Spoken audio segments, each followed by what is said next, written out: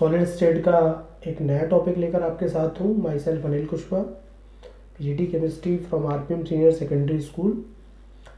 मैं आज इस चैप्टर का, जो मेरा सॉलिड स्टेट एक चैप्टर है, मैं उसका लगभग एक लास्ट टॉपिक डिस्कस कर रहा हूँ। मतलब अगर मान लीजिएगा आपने ये टॉपिक और तैयार कर लिया तो लगभग सॉलिड स्टेट आपका तैयार है। इस टॉपिक के बाद आपको पढ़ाना है थोड़ा सा मैग्नेटिक प्रॉपर्टी और डोपिंग पढ़ानी है थोड़ी सी, N type, P type, semiconductor वगैरह। ठीक है, ये सब आपको पढ़ाना है। ठीक है, हम लोग आज बात कर रहे हैं डिफेक्ट्स की। आखिरकार डिफेक्ट्स हमारे क्या होते हैं? हम डिफेक्ट ऑफ सॉलिड्स की बात कर रहे हैं आप लोगों से। ठीक है, डिफेक्ट्स की हम लोग आपसे बात कर रहे हैं। तो डिफेक्ट समझने से पहले मैं कुछ आपको बताना चाहता हूँ। ठीक है, सुनने का थोड़ा सा कोशिश करिएगा। मान लीजिएगा एक रूम के अंदर 4 मेंबर बैठे हुए हैं। आप हम सब मिलकर 4 मेंबर बैठे हुए हैं। ठीक है, 4 मेंबर किसी रूम के अंदर है। मान लीजिएगा उस रूम के अंदर हमने रूम हीटर स्टार्ट कर दिया, हीट प्रोड्यूस होगी। हीट अगर ज़्यादा हो जाएगी तो आप शायद बैठना पसंद नहीं करेंगे। बात आती है समझ में? मान लीजिएगा आपने एसी लगा दिया, एसी कुछ ज़्यादा ही लगा दिए, 4-6 एसी लगा दिए, कूलिंग बहुत हो जाएगी, टेम्परेचर माइनस में जाना स्टार्ट कर देगा, फिर भी आप बैठना पसंद नहीं करेंगे, क्योंकि बॉडी के अकॉर्डिंग अगर टेम्परेचर रहेगा तो फिट है, नहीं रहेगा तो फिट नहीं है, आप बैठना पसंद नहीं करेंगे। जब आप ही नहीं बैठना चाहते हैं थोड़ा सा भी टेम्परेचर रेज होने की वजह से, तो सॉलिड कैसे बैठ सकता है? समझ रहे हैं? आपके सॉलिड्स कैसे अरेंज हो सकते हैं? जब आप ही नहीं बैठना चाहते हैं तो क्रिस्टलाइन सॉलिड कैसे बैठ सकते हैं? समझ रहे हैं? मैं वहीं से अपनी बातें स्टार्ट कर रहा हूँ। बात आई टेम्परेचर की, टेम्परेचर बढ़ा है तो आप लोग चले गए। वही सब कुछ हम लोग यहाँ करेंगे। पहले मैं समझाऊंगा इस पूरे टॉपिक्स को, फिर बारी बारी बात करूंगा, छोटे छोटे क्वेश्चंस बनाऊंगा आप लोगों के लिए, समझने का प्रयास करिएगा। ठीक है, चलिए मान लीजिएगा एक आइडियल क्रिस्टल है आपके पास। ठीक है, एक आइडियल क्रिस्टल आपके पास है। आपका जो आइडियल क्रिस्टल्स होते हैं वो 0 केल्विन पर आइडियल बिहेवियर शो करते हैं, परफेक्ट रहते हैं, परफेक्शन होता है एकदम, कोई भी डिफेक्ट्स नहीं आता उनके अंदर। ठीक है ना? मान लीजिएगा अगर आप थोड़ा सा टेम्परेचर रेज कर देते हैं, अगर आप क्या कर देते हैं, थोड़ा सा टेम्परेचर बढ़ा देते हैं, तो क्या होगा? आपके आइडियल क्रिस्टल्स में डिफेक्ट आ जाएगा। आपके आइडियल क्रिस्टल में डिफेक्ट आ जाएगा। वही होगा जो आपके साथ हो रहा था। थोड़ा सा हीटिंग किया, आप लोग चले गए इधर रूम छोड़कर, वही यहाँ होगा। ठीक है, तो समझ लेते हैं चीज़ों को कि मान लीजिएगा आपके पास कोई एक आइडियल क्रिस्टल है, आपने थोड़ा सा टेम्परेचर रेज कर दिया। अगर टेम्परेचर चेंज करने पर इलेक्ट्रॉन माइग्रेट होते हैं आइडियल क्रिस्टल में से, तो वो आपका बन जाता है इलेक्ट्रॉनिक डिफेक्ट। वो आपका क्या बन जाता है? Electronic defect. ठीक है, वो आपका कहलाता है इलेक्ट्रॉनिक डिफेक्ट। अगर आपके आइडियल क्रिस्टल में से एटम या आयन माइग्रेट करते हैं तो वो आपका मेरे बच्चे बनता है पॉइंट इफेक्ट। वो आपका मेरे बच्चे क्या बनता है? Point effect. तो 2 बातें निकल कर आ गई कि आइडियल क्रिस्टल में थोड़ा सा टेम्परेचर बढ़ाइए, अगर इलेक्ट्रॉन माइग्रेट करेगा तो सर इलेक्ट्रॉनिक डिफेक्ट है, एटम या आयन माइग्रेट करेंगे तो वो पॉइंट इफेक्ट होगा। इलेक्ट्रॉनिक डिफेक्ट मेरे सिलेबस में नहीं है, मैं इसके बारे में यहाँ पे कोई बात नहीं करूंगा।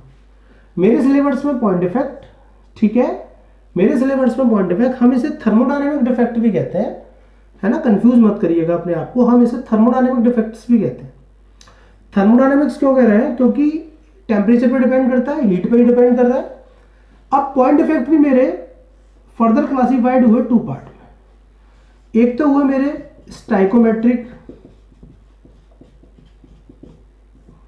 एक तो हुआ मेरा कौन सा? स्टाइकोमेट्रिक, और एक होता है मेरा नॉन स्टाइकोमेट्रिक। 2 तरीके के होते हैं पॉइंट इफेक्ट हमारे, साइकोमेट्रिक और नॉन स्टाइकोमेट्रिक। नॉन स्टाइकोमेट्रिक के बारे में हम लोग बाद में बात करेंगे, बाद में। अभी हम लोग केवल स्टाइकोमेट्रिक की बात करेंगे, जो ज्यादा इंपॉर्टेंट है। स्टाइकोमेट्रिक डिफेक्ट के लिए हम 2 तरीके के सॉलिड स्टडी करेंगे, या तो वो नॉन आयनिक होंगे, या तो वो नॉन आयनिक होने चाहिए, या वो बेटा कैसे होने चाहिए? आयनिक। ठीक है, नॉन आयनिक और आयनिक के लिए बात करेंगे स्टाइकोमेट्रिक में। अगर सॉलिड आपका नॉन आयनिक है तो वो शो करेगा वैकेंसी डिफेक्ट। क्या शो करेगा? वैकेंसी डिफेक्ट अगर नॉन आयनिक है, या वो शो करेगा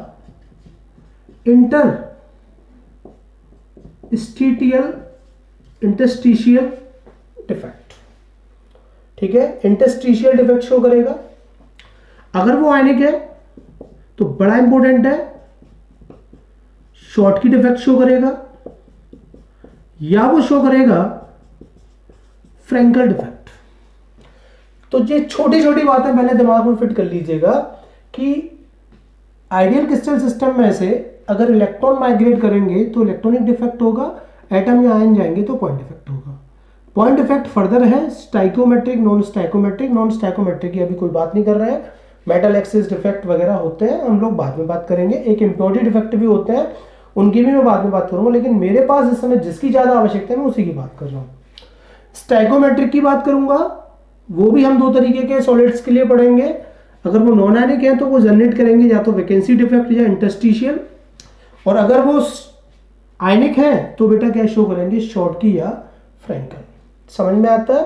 ये छोटी छोटी बातें आपके समझ में आती होंगी, हम इन्हीं के ऊपर बातें करने वाले हैं।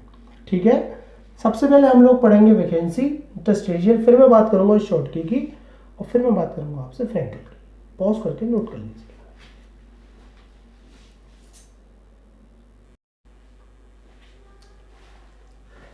अब हम लोग समझ रहे हैं कि स्टाइकियोमेट्रिक क्या होते हैं और नॉन स्टाइकोमेट्रिक पहले क्या होते हैं। समझ में आता है? पॉइंट डिफेक्ट तो समझ में आ गया। आइडियल क्रिस्टल में से अगर एटम या आयन माइग्रेट करेंगे तो पॉइंट डिफेक्ट बन जाएंगे। ठीक है, तो स्टाइकोमेट्रिक क्या और नॉन स्टाइकोमेट्रिक क्या ये समझ लेते हैं। ठीक है, चलिएगा मेरी एक बात सुनिएगा ध्यान से। हमारे पास एक बॉक्स है, ठीक है, हमारे पास एक बॉक्स है, ठीक है। उस बॉक्स के अंदर एक के है, एक Cl है, एक Cl है और एक के है। ठीक है, एक के है, एक Cl है, एक Cl है, एक के है, मतलब हमारे पास 2 के है, 2 Cl है, दोनों को मिलाते हैं तो बनते हैं 2 KCl। एक परफेक्ट रेशियो बनता है पोटेशियम क्लोराइड का 2 KCl, मतलब पोटेशियम और क्लोरीन, मतलब आप समझते हैं 2:2। पोटेशियम और क्लोरीन का जो रेशियो है वो एकदम बैलेंस है, चार्ज बैलेंस है। ठीक है, कोई समस्या नहीं है। चलिए मान लीजिएगा आपने क्या किया, इस परफेक्ट क्रिस्टल में से एक कैटायन हटा दिया, एक एनायन हटा दिया, कोई दिक्कत नहीं है। आपने इवन नंबर में मिक्स किया है, आपने जो भी कुछ किया है वो इवन नंबर में मिक्स किया है इस परफेक्ट क्रिस्टल में से, तो एक के बचेगा, एक Cl बचेगा, एक के और एक Cl को मिलाओगे तो पोटेशियम क्लोराइड बन जाएगा। अब भी आपका जो रेशियो वो भी बैलेंस है, ये भी 1/1 की फॉर्म में आता है, परफेक्ट फॉर्मूला बन जाता है, फॉर्मूले का रेशियो डिस्टर्ब नहीं है। आप कितने भी कैटायन मिस करिए, कितने भी एनायन मिस करिए, लेकिन आपके परफेक्ट क्रिस्टल में से उसके फॉर्मूले का रेशियो अगर डिस्टर्ब नहीं होता तो वो स्टाइकियोमेट्रिक डिफेक्ट शो करेगा। लेकिन फॉर्मूले का रेशियो डिस्टर्ब होता है तो वो नॉन स्टाइकोमेट्रिक डिफेक्ट शो करेगा। चार्ज बैलेंस रहता है, आप कितने भी कैटायन एनायन मिस करिए, मुझे उससे कोई लेना देना नहीं है, लेकिन मेरा चार्ज बैलेंस रहता है तो वो मेरा स्टाइकोमेट्रिक होगा। रेशियो डिस्टर्ब नहीं होना चाहिए, वो मेरा स्टाइकोमेट्रिक होगा। रेशियो डिस्टर्ब होता है तो नॉन स्टाइकोमेट्रिक होगा। चार्ज अनबैलेंस हो जाएगा तो वो भी मेरा नॉन स्टाइकोमेट्रिक होगा। तो बात समझ में आ गई होगी। आप कितने भी कैटायन एनायन निकालिए, लेकिन अगर आपके चार्ज देखिए सेम है, K + Cl - 1K 1Cl ratio पर कोई डिफरेंस नहीं, 2K 2Cl कोई परफेक्ट क्रिस्टल बनाते हैं। लेकिन अगर आप ऐसा कर देते हैं, मान लीजिएगा, लेकिन अगर आप ऐसा कर लेते हैं, क्या ऐसा कर लेते हैं, आप समझने की कोशिश करिएगा कि अब इसी परफेक्ट क्रिस्टल में से, ध्यान से देखिएगा, अब इसी परफेक्ट क्रिस्टल में से केवल एक के निकालते हैं, इसी परफेक्ट क्रिस्टल में से एक के निकालते हैं तो आपके पास एक के बचेगा, आपके पास 2 Cl बचेंगे। कोई ऐसा फॉर्मूला देखा है कि KCl2 ऐसा कोई फॉर्मूला बनेगा क्या? ये परफेक्ट फॉर्मूला है क्या पोटेशियम क्लोराइड का? ऐसा कोई फॉर्मूला बनेगा क्या? K2Cl, बताइए, इस तरीके से कोई फॉर्मूला बनेगा क्या? नहीं बनेगा। रेशियो डिस्टर्ब हो चुका है। आप देखिएगा चार्ज अनबैलेंस हो चुका है, चार्ज अनबैलेंस हो चुका है। ठीक है, यहाँ एक के है, यहाँ पर 2Cl है, चार्ज अनबैलेंस हो गया, 1:2 रेशियो डिस्टर्ब हो गया आपका। ये नॉन स्टाइकोमेट्रिक बन जाएगा। क्या बन जाएगा? ये नॉन स्टाइकोमेट्रिक बन जाएगा। मैं फिर बता दूं, आपके क्रिस्टल सिस्टम में से अगर आप कितने भी कैटायन, कितने भी एनायन, कितने भी एटम आप मिस करिए, लेकिन उनका रेशियो पर डिफरेंस नहीं आता, वो स्टाइकोमेट्रिक होगा। चार्ज पर कोई इफेक्ट नहीं आता, स्टाइकोमेट्रिक होगा। इलेक्ट्रिकली न्यूट्रलिटी बनती है, स्टाइकोमेट्रिक होगा। अगर ये सब डिस्टर्ब हो जाता है तो वो नॉन स्टाइकोमेट्रिक होगा। इसे नोट कर लीजिएगा। मैं अब बात करने वाला हूं नॉन आयनिक सॉलिड्स के लिए वैकेंसी डिफेक्ट और इंटरस्टिशियल डिफेक्ट की। ठीक है, नोट कर लीजिए।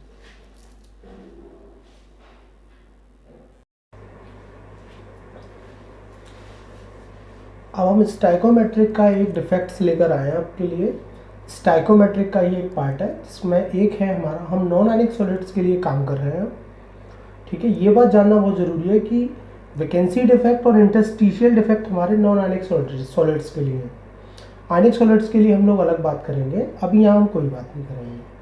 ठीक है, चलिए मैं एक कहानी सुनाता हूँ आप लोगों को, फिर हम लोग समझ जाएंगे दोनों की बात में। ठीक है,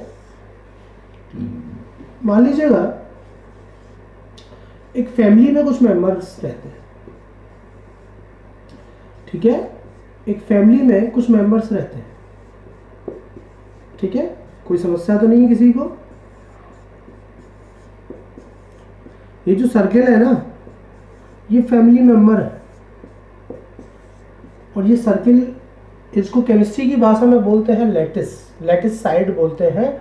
और ये जो खाली स्पेस आपको दिखाई देता है इस अरेंजमेंट के अंदर, ये एक आइडियल क्रिस्टल से एक तरीके से ये एक सिस्टम है, ये पूरा बंद है। ये मान लीजिएगा ये इसके लैटिस साइड है जहाँ पे कुछ एटम्स आयंस वगैरह रहते हैं, और ये उनका इंटरस्टिशियल साइड है, ये वैकेंट एरिया है, यहाँ पे कोई नहीं रहता।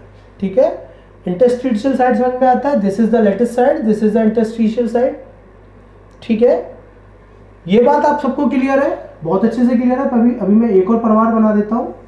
ठीक है, पहले एक फैमिली और तैयार कर लेते हैं हम लोग। ठीक है ना, फिर आप कुछ चीजें शायद आपको अच्छे से समझ में आ जाएंगी कि मैं कहना क्या चाहता हूँ।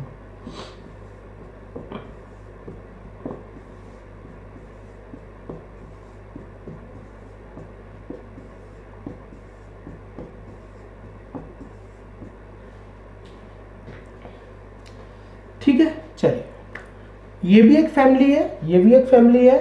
इस फैमिली में 16 मेंबर रहते हैं। 1 2 3 4 5 6 7 8 9 10 11 12 13 14 15 16। यहाँ पे भी 16 मेंबर रहते हैं।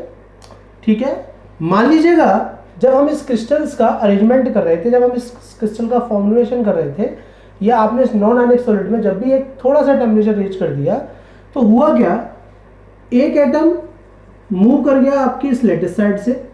मैं जिसको डार्क कर रहा हूं, ये लैटिस साइड से मूव कर गया है ना, खाली हो गया ये।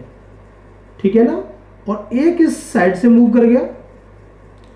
आपने एक चीज नोटिस की कि दोनों इवन नंबर में गए हैं, दोनों इवन नंबर में गए हैं। इवन नंबर में गए तो मेरे रेशियो पे कोई इफेक्ट नहीं पड़ने वाला। दोनों इवन नंबर में चले गए, मिस हो गए, दोनों लैटिस साइड को छोड़कर चले गए, लैटिस साइड छोड़कर चले गए, वैकेंसी क्रिएट हो गई। अगर किसी अरेंजमेंट में वैकेंसी क्रिएट हो जाती है तो वैकेंसी डिफेक्ट्स होगा। नॉन आयनिक सॉलिड है, वैकेंसी डिफेक्ट होगा। मैंने डेफिनेशन लिखी है, when some of the lattice side are vacant that is vacancy defect. ठीक है, एक सबसे इंपॉर्टेंट बात बतानी है इस डिफेक्ट के बारे में। आपको पता है कि यहाँ पे 16 मेंबर रहते थे, आपके 2 मेंबर बाहर चले गए तो कितने बचे? 14 का मास और 16 के मास में डिफरेंस तो होगा। हमने पढ़ रखा है भैया, डेंसिटी होती है मास अपॉन वॉल्यूम। मास बढ़ेगा डेंसिटी बढ़ेगी, मास कम होगा डेंसिटी कम होगी। बड़ा इंपॉर्टेंट पॉइंट है। वैकेंसी डिफेक्ट में मास कम हो रहा है, आप देख लीजिएगा 16 से 14 मेंबर रह गए, मास कम हो गया। मास कम हो गया तो क्या कम होगा? Density. This is very most important point. Vacancy defect में डेंसिटी क्या होती है? कम। नोट रखिएगा, ये क्वेश्चंस पूछे जाते हैं। वैकेंसी डिफेक्ट में वैकेंसी क्रिएट होती है। ये एक स्टाइकोमेट्रिक कोफिशिएंट, स्टाइकोमेट्रिक डिफेक्ट है हमारा। ठीक है, डेंसिटी हमारी कम होती है। ये सारी बातें याद रखेंगे नॉन आयनिक सॉलिड्स के लिए। चलिए अब दूसरी फैमिली की बात कर लेते हैं। मान लीजिएगा किसी अरेंजमेंट में आपके यहाँ होता क्या है कि आपकी फैमिली में, ये आपके 16 रूम है, ऑलरेडी सारे भरे हुए हैं, आप लोग रह रहे हैं यहाँ पे। लेकिन इस बार कुछ नया हो गया है कि जब हम कुछ फॉर्मेशन कर रहे थे तो कुछ एक्स्ट्रा लोग आ गए, लेकिन जो एक्स्ट्रा लोग आए थे वो भी इवन नंबर में आए थे। आप देख सकते हैं कि जो एक्स्ट्रा लोग आए थे वो भी कैसे आए हैं, इवन नंबर में आए भाई। और जो एक्स्ट्रा लोग आपके इवन नंबर में आए हैं वो कहाँ आए, आपके रूम तो भरे हुए हैं सारे, कहाँ है, इंटरस्टिशियल साइड में। कहाँ पर आए हैं, इंटरस्टिशियल साइड में। तो अगर एक्स्ट्रा मेंबर इंटरस्टिशियल साइड में एंटर करते हैं इवन नंबर की फॉर्म में तो वो बनेगा इंटरस्टिशियल डिफेक्ट। अगर वैकेंसी क्रिएट होती है इवन नंबर में तो वो बनेगा वैकेंसी डिफेक्ट। यहां पर इवन नंबर में लोग आए हैं, रेशियो पर कोई इफेक्ट नहीं पड़ेगा। इवन नंबर में आए, रेशियो पर कोई इफेक्ट नहीं पड़ेगा। लेकिन एक चीज चेंज हुई है, यहां पर मेंबर 16 थे लेकिन इस बार 2 मेंबर इंक्रीज हो गए, टोटल हो गए 18 मतलब मास बढ़ गया, और मास बढ़ गया तो भैया इस बार डेंसिटी क्या होगी, इंक्रीज।